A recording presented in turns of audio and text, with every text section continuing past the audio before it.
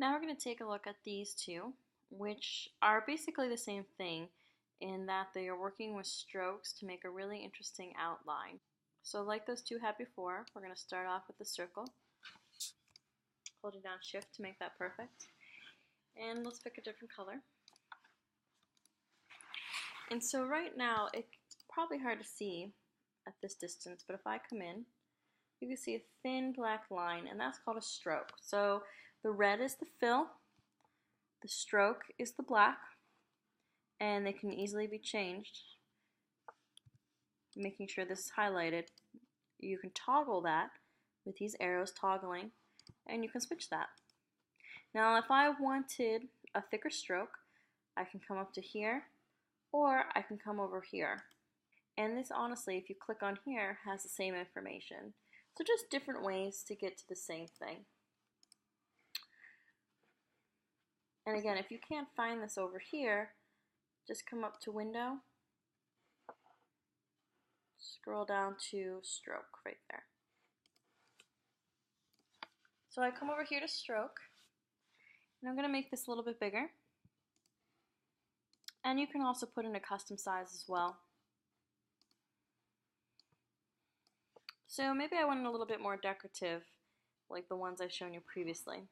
I did that with brushes. And if we remember from videos before, brushes turn into stroke. So let's go to this one that we've used before. And you can see that it gives it a really interesting texture. And if I come over here and I just take off the fill, you get a really interesting, sort of almost coffee stain look to it. And I can also change that, where if you saw that, the thick and thin, you can see it changing just ever so slightly. And all these are very different in how they're going to look, so again, please just experiment and find out what you like. Here's another brush that you can use.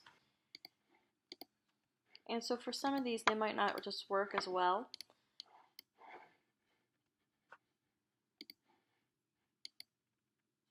And when you change the stroke weights, it can turn out rather weird as well. So again, you really have to play with it and just see what works.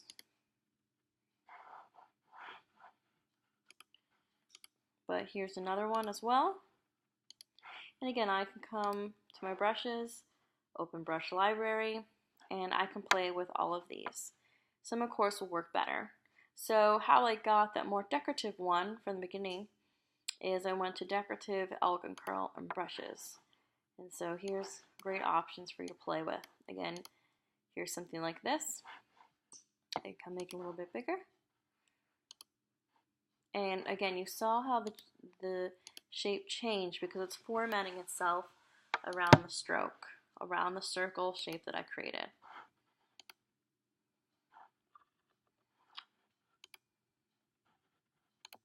So some really interesting techniques you can develop, but you can see how amazingly that changed from the different stroke widths. So great opportunities there that you can play with. So really it's stroke and brushes.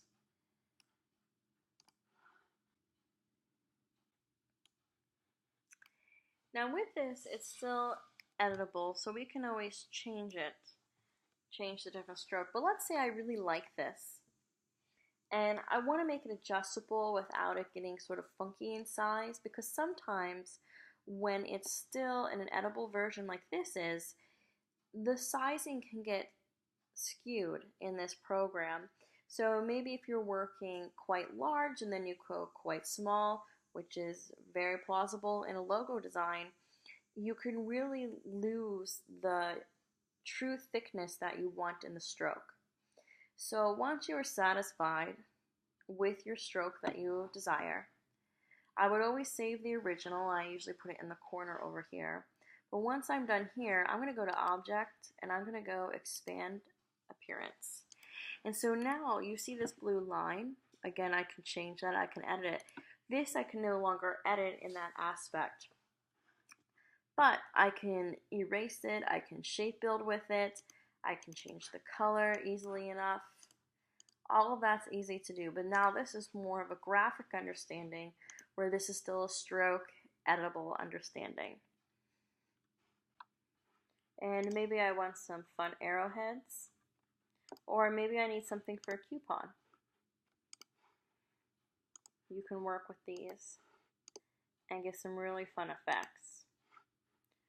You can also, again, work with maybe a thick and thin understanding and how that rotates. You can also work with the dashed line. And the gaps are really something to play with. I'll just do 12 and 25 so we can sort of see how that looks. Now, what is happening here when I push those in is that they're separating themselves.